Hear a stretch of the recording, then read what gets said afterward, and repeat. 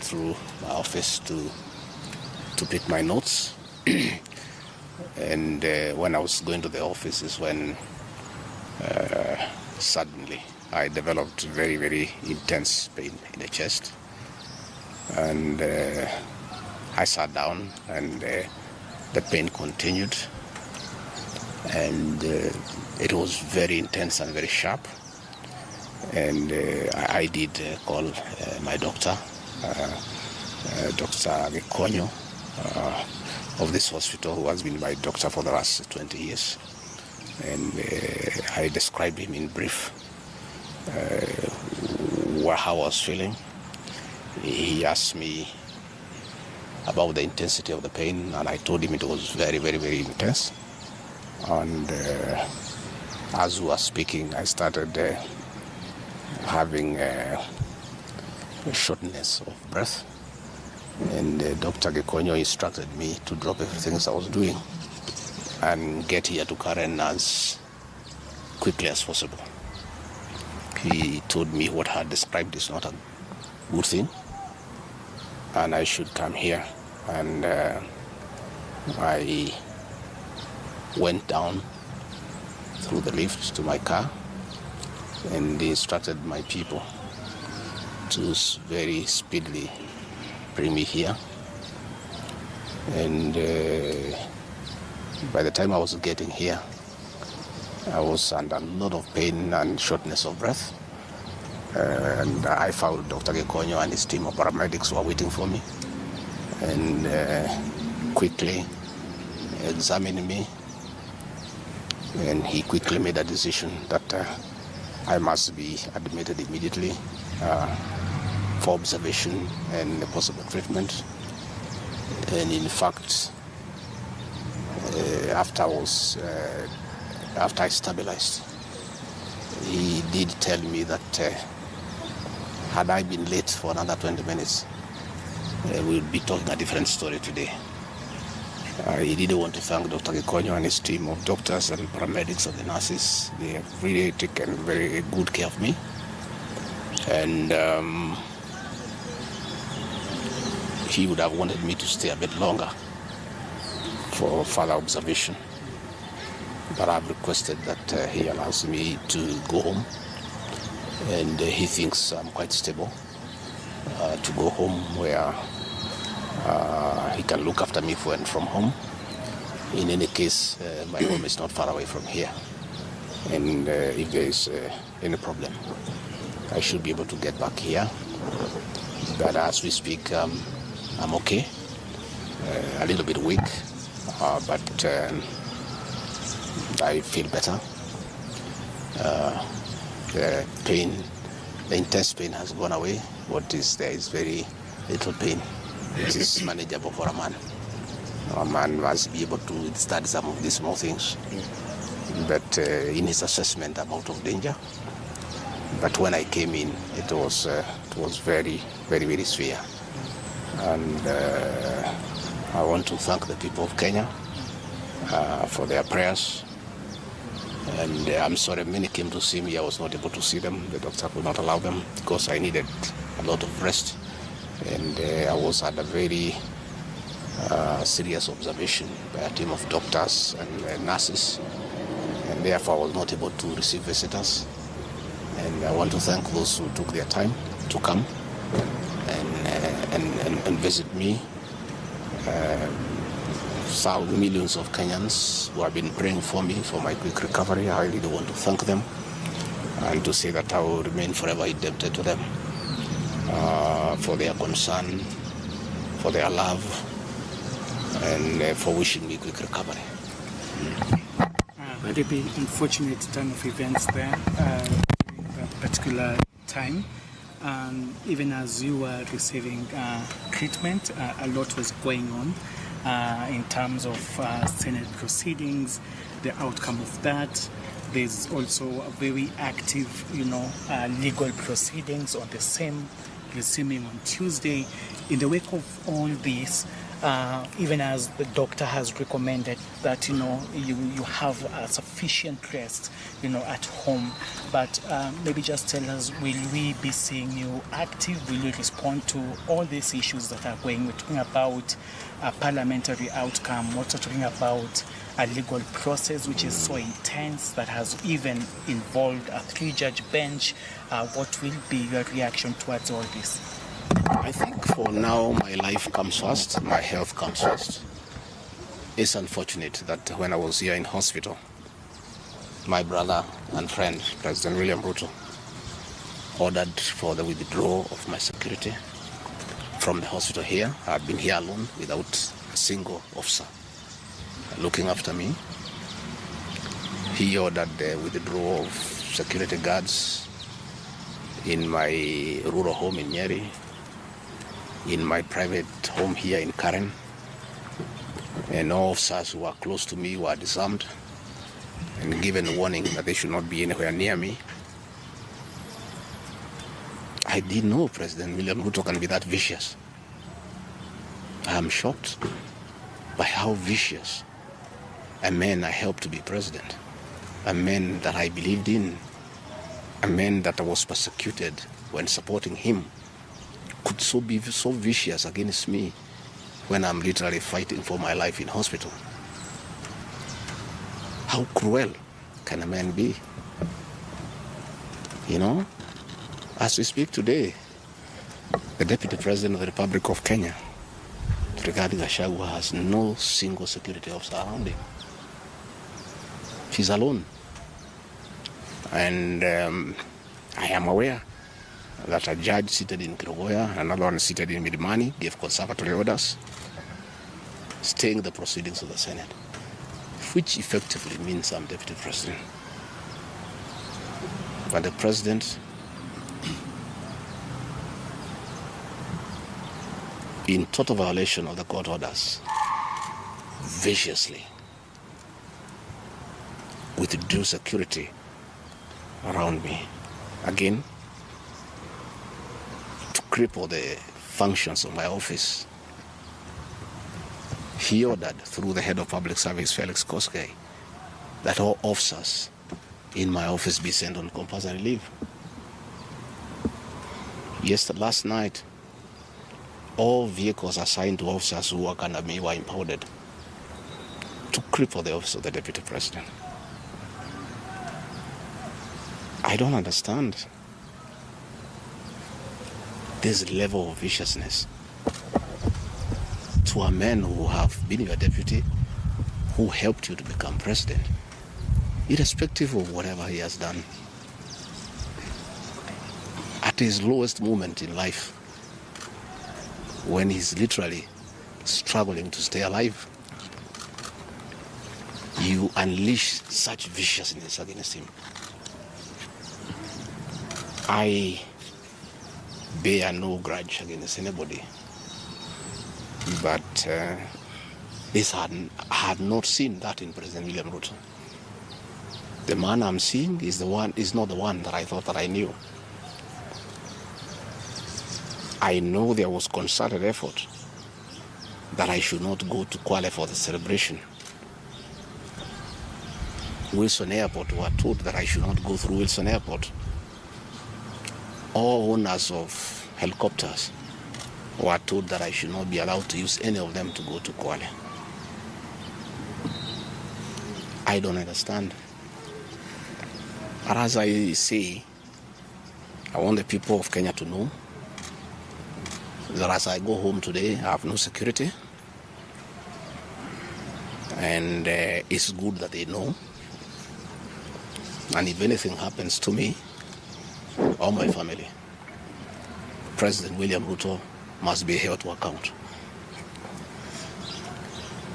We've made many mistakes in life.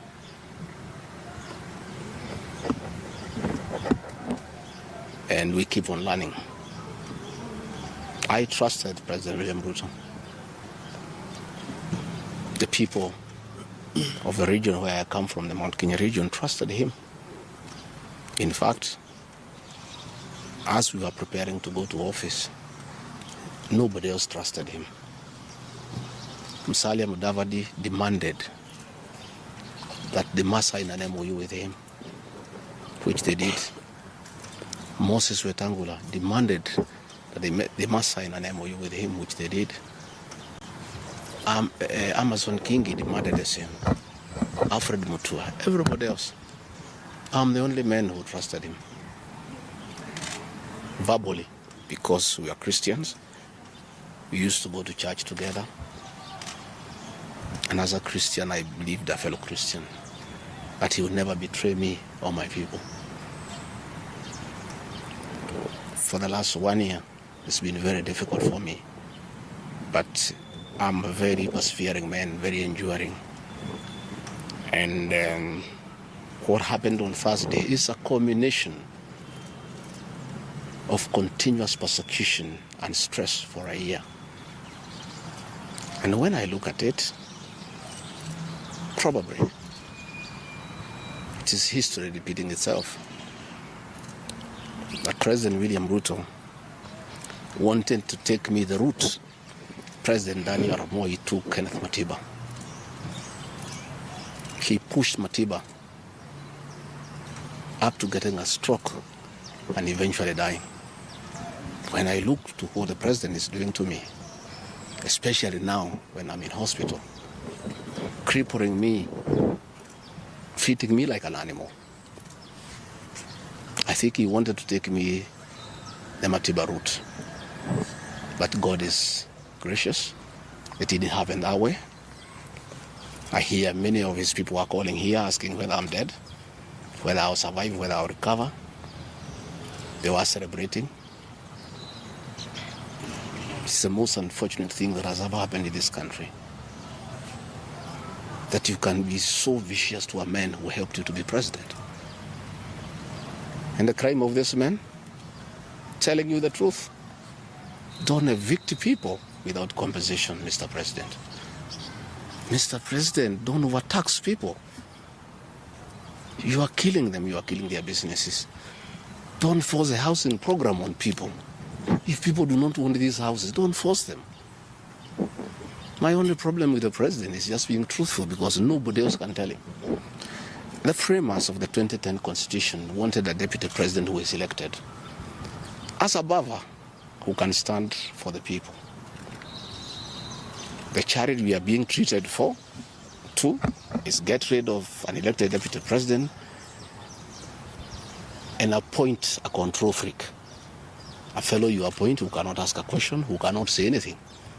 And I'm sure if they succeed, he'll be asked to sign an undated resignation letter so that in case he starts asking questions, he can just be told to resign. But the framers of the 2010 Constitution were very clear in their mind why they wanted a deputy president who is elected. I'm the only man in the cabinet and in the whole government who can stand up to President William Ruto and tell him, hey brother, this is not right. This Adani thing is not good for the country. There's too much corruption, Mr. President. This housing thing is being forced down on the people of Kenya. And they don't like it. Please don't force it down on them. You know, situations where medical equipment that was being supplied by Kenyans to the Ministry of Health now has been given to one single Asian. I said, Mr. President, this is not right. We are killing our business people. So, as we speak, I say that my lawyers are in court. We have faith in our judiciary. And I requested that, according to the rules of natural justice, I be accorded an opportunity to be heard in the Senate. You remember I presented myself to the National Assembly and defended myself. In the Senate, I was there day one.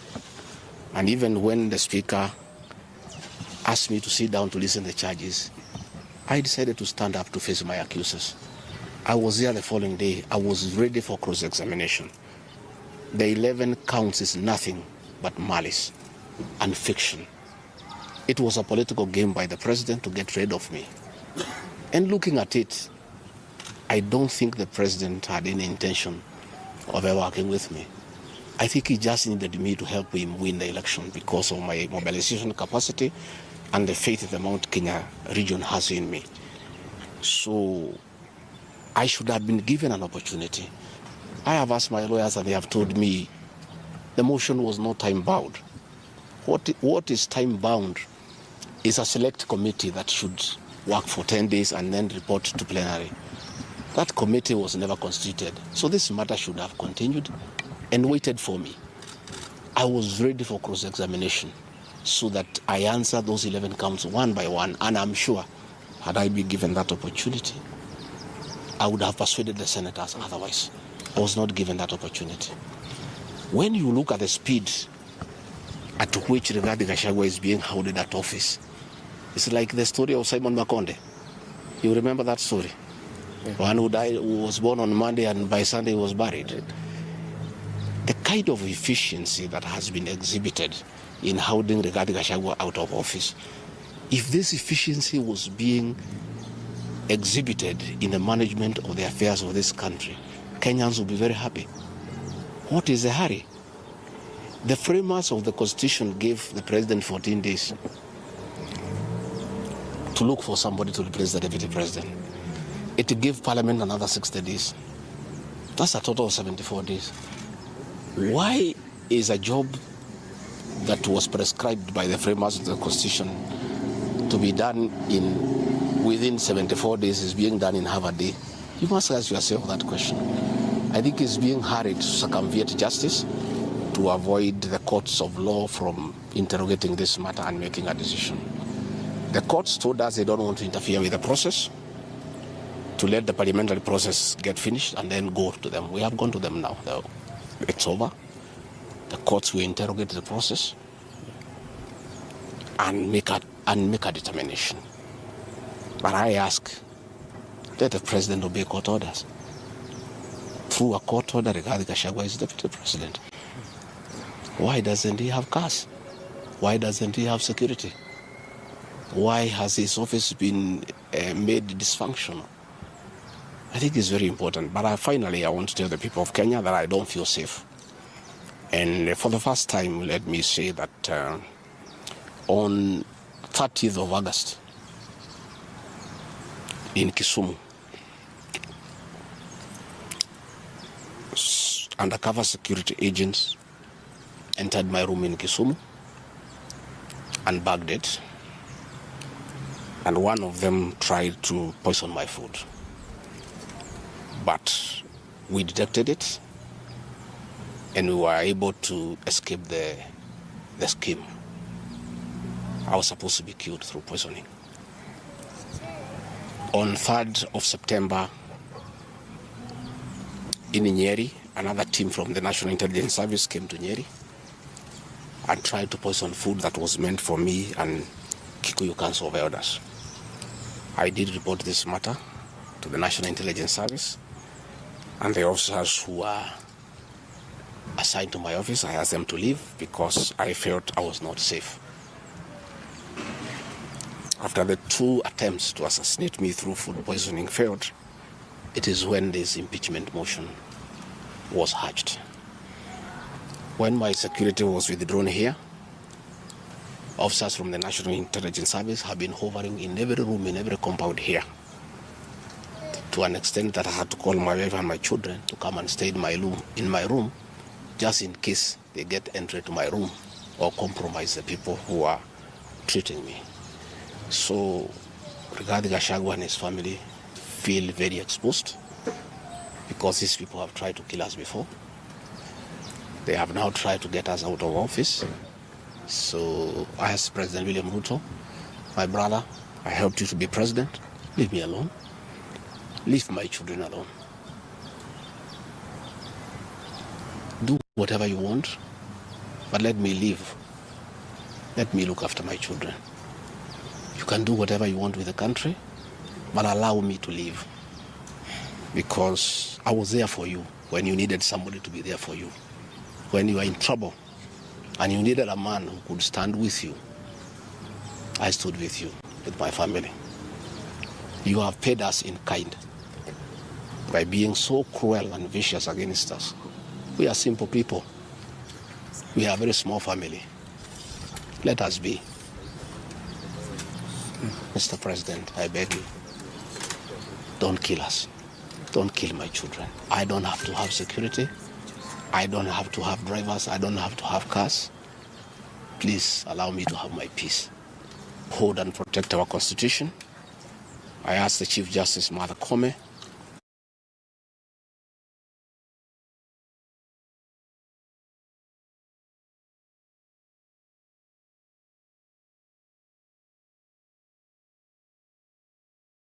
Good morning, wishing Kenyans a happy, Shujaa Day through your ex-official account. We saw you also wishing Kenyans a happy Shujaa